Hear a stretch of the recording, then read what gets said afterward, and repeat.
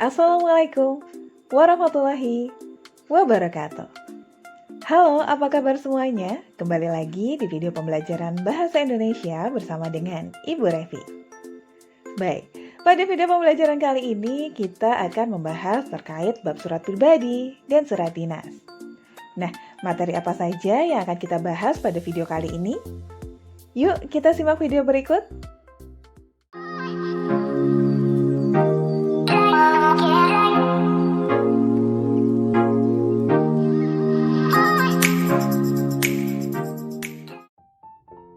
Baik, pada video kali ini kita akan membahas bab surat pribadi dan surat dinas mulai dari pengertian, ciri-ciri, hingga struktur surat pribadi dan surat dinas. Nah, untuk yang pertama kita akan membahas terkait pengertian surat pribadi dan surat dinas. Seperti yang sudah kalian ketahui, surat merupakan salah satu bentuk sarana komunikasi tertulis yang berfungsi untuk menyampaikan informasi atau pesan kepada pihak lain. Namun, apabila kalian lihat, berdasarkan jenisnya, ternyata surat dapat dibedakan loh menjadi dua jenis, yakni surat pribadi dan surat dinas. Nah, surat pribadi sendiri merupakan surat yang dibuat oleh seseorang yang mana isinya menyangkut kepentingan pribadi. Namun, berdasarkan isi dan sifatnya, surat pribadi dapat dibedakan menjadi dua macam. Yang pertama, ada surat pribadi yang isinya bersifat kekeluargaan. Contohnya seperti surat yang dikirimkan kepada orang tua, teman, saudara, dan lain sebagainya. Sedangkan yang kedua adalah surat pribadi yang isinya setengah resmi atau yang ada hubungannya dengan kedinasan. Nah, contohnya seperti surat izin tidak masuk sekolah, surat lamaran pekerjaan, dan lain sebagainya. Yang mana surat-surat tersebut dibuat oleh perorangan namun ditunjukkan kepada sebuah instansi atau lembaga, sehingga sifatnya menjadi setengah resmi. Nah, berbeda dengan surat dinas. Surat dinas sendiri merupakan surat resmi yang dibuat oleh instansi atau lembaga untuk keperluan dinas. Biasanya, isi surat dapat berupa penyampaian informasi seperti pengumuman, pemberian suatu izin, pemberian tugas, dan lain sebagainya. Baik, selanjutnya kita akan membahas terkait ciri umum surat pribadi dan surat dinas. Nah, untuk mengetahui surat pribadi dan surat dinas, di sini sudah ada beberapa ciri umum yang membedakan antara surat pribadi dan surat dinas. Nah, coba kita bahas terlebih dahulu ciri umum surat pribadi. Seperti yang sudah kita bahas sebelumnya, dikarenakan surat pribadi sifatnya tidak resmi, maka penggunaan kepala surat maupun nomor surat pun tidak diperlukan. Selain itu, untuk salam pembuka dan salam penutup pun sifatnya non-formal ya, atau bisa dibilang santai. Namun, perlu diperhatikan juga untuk penggunaan bahasanya.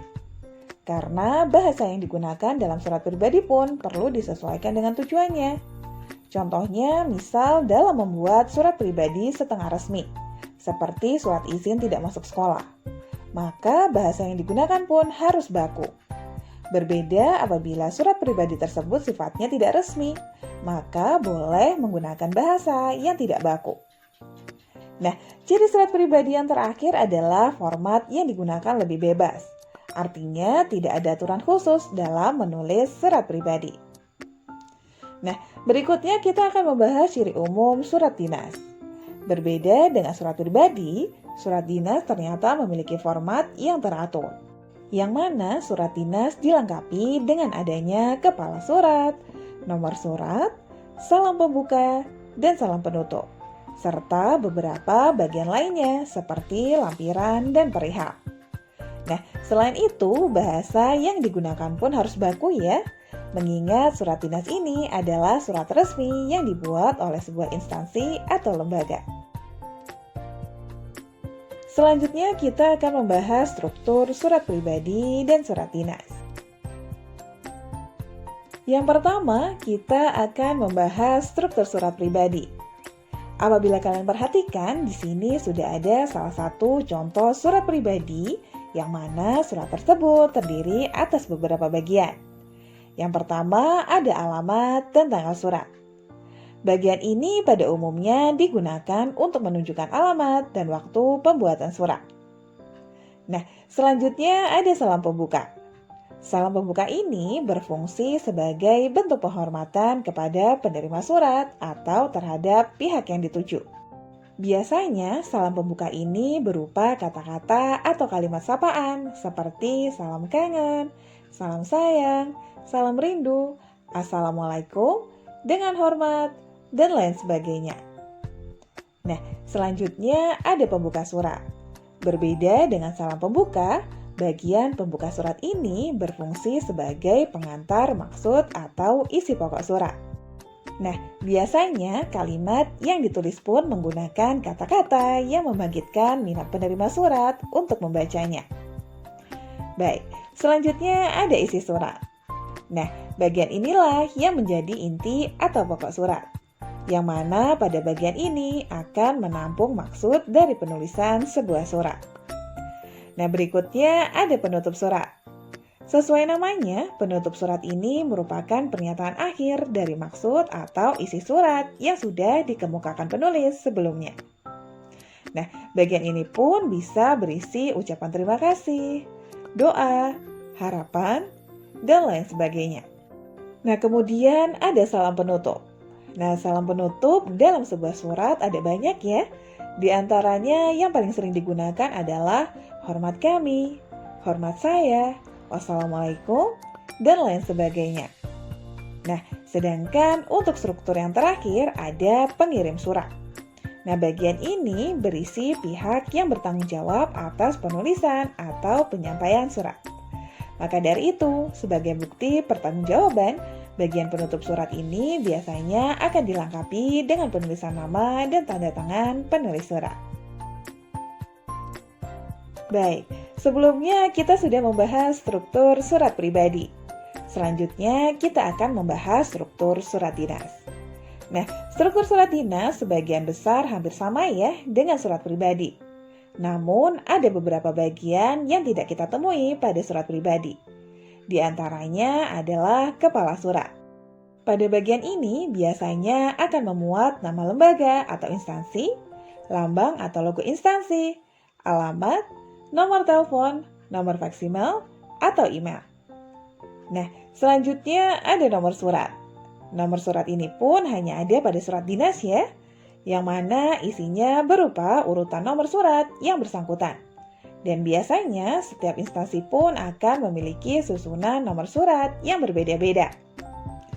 Nah, berikutnya adalah lampiran. Lampiran sendiri berfungsi sebagai penerang bahwa dalam surat tersebut terdapat bahan-bahan tertulis yang disertakan. Contohnya, misal ada surat yang berisi tentang permohonan bantuan. Maka biasanya surat tersebut akan dilampiri dengan proposal atau lampiran lainnya yang mendukung dan menerangkan isi surat. Nah, struktur lain yang tidak ada dalam surat pribadi adalah perihal surat. Perihal surat ini biasanya digunakan untuk menyatakan masalah inti yang akan dikemukakan dalam sebuah surat. Mudahnya, perihal surat ini kalau dalam hal mengarang ya, dapat disamakan dengan tema atau judul. Baik, untuk selanjutnya adalah alamat surat. Alamat surat ini berfungsi sebagai penunjuk yang ditunjukkan kepada orang yang berhak menerima surat. Pada umumnya, alamat surat ini berisikan nama lengkap, identitas, atau alamat dari penerima surat. Dan yang perlu diingat pula, penulisan alamat surat ini harus lengkap dan jelas ya. Nah, selain itu, untuk struktur lain seperti salam pembuka, paragraf pembuka, isi surat, paragraf penutup, salam penutup, serta pengirim surat juga ada dalam surat dinas ya. Hanya saja bahasa yang digunakan harus baku dan bersifat formal, mengingat surat dinas ini adalah surat resmi.